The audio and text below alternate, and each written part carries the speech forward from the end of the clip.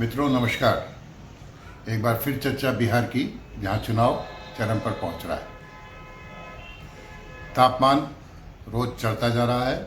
सवाल फजाओं में तैर रहे हैं कि क्या नीतीश जा रहे हैं। सवाल ये है कि नीतीश जाएंगे तो आएगा कौन और नीतीश क्यों जाएंगे। अगर आप सारी सुर्खियां देखें तो एक बात महसूस होती है कि क्या भाजपा ने कोई अंडर डील की है। क्या ये तय हुआ है कि नीतीश इस बार मुख्यमंत्री नहीं बनेंगे और वो केंद्र में जाएंगे। क्या चिराग पासवान को इसीलिए मोहरा बनाकर उतारा गया है। ऐसे कई सवाल हैं जो आज फजाओं में तैर रहे हैं। जवाब मतदान के बाद ही मिलेगा, परिणाम आने पर मिलेगा। लेकिन वहाँ के सारे जानकार इन बातों को सिरे से खारिज भी नहीं करते। तेजस्वी की सभाओं में उमड़ती भीड़ एनडीए के नेताओं की पेशानी पर पसीना ला रही है। स्वयं प्रधानमंत्री नरेंद्र मोदी ने धुआंधार रैली कर प्रचार को नई हवा दी, नई दिशा दी।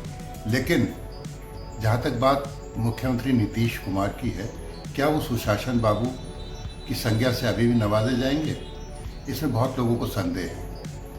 अगर आज ही का लेख पढ़ें तो चिदम्बरम कहते हैं कि पहले के नीतीश और बाद के नीतीश, यानी कि भारतीय जनता पार्टी से जब से वो जुड़े हैं तब से वो या तो प्रधानमंत्री मोदी की चरणवंदना में लगे और या अपने अधिकारियों की चापलूसी सुनते रहे और जनता से दूर होते चले गए। उनका कहना यह है कि मतदाता की असली ताकत है सत्ता से बेदखल करने की उसकी क्षमता। इसके लिए वो बहुत से उदाहरण भी देते हैं। चिदम्बरम सारे आंकड़े देते हैं कि 2005 से पहले क्या स्थिति थी। 2090 से पहले बिहार एक समृद्ध बिहार माना जाता था, अच्छा बिहार था। लेकिन धीरे धीरे वहाँ लोकतंत्र और प्रशासन की ऐसी गति हुई कि बिहार आज बीमारू और बेचारा राज्य बन गया। सवाल वहाँ पर एक नया शिगुफा छोड़ा गया कि कांग्रेस की सरकार पंजाब में है, वहाँ पे एक बच्ची से बलात्कार होता है जो बिहारी मजदूर की बेटी है, तो वहाँ राहुल क्यों नहीं जाते। राहुल ने जवाब दिया कि बलात्कार सब जगह होते हैं, लेकिन जब उन्हें वहाँ के सरकारें, वहाँ के प्रशासन जब उसे रोकने का प्रयास करती है, अपराधियों को संरक्षण देती है, तो हम जाते हैं। अगर वहाँ पर भी ऐसा होगा तो हम जाएंगे। ये जवाब उन्होंने आज निर्मला सीतारमण को दिया है। यहाँ पर बहुत सारे शिगुफे उछले।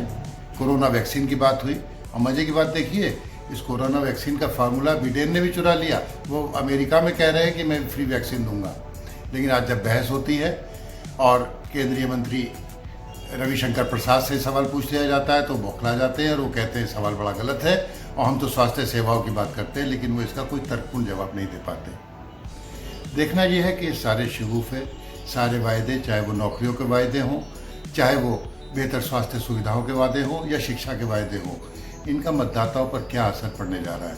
इंतजार करते हैं, बात करते रहेंगे हम इस बीच और इंतजार करेंगे, देखेंगे सत्ता से कौन बेदखल होता है या नीतीश दोबारा गद्दी पर बैठते हैं। सुनते रहिए पुष्पेंद्र शर्मा।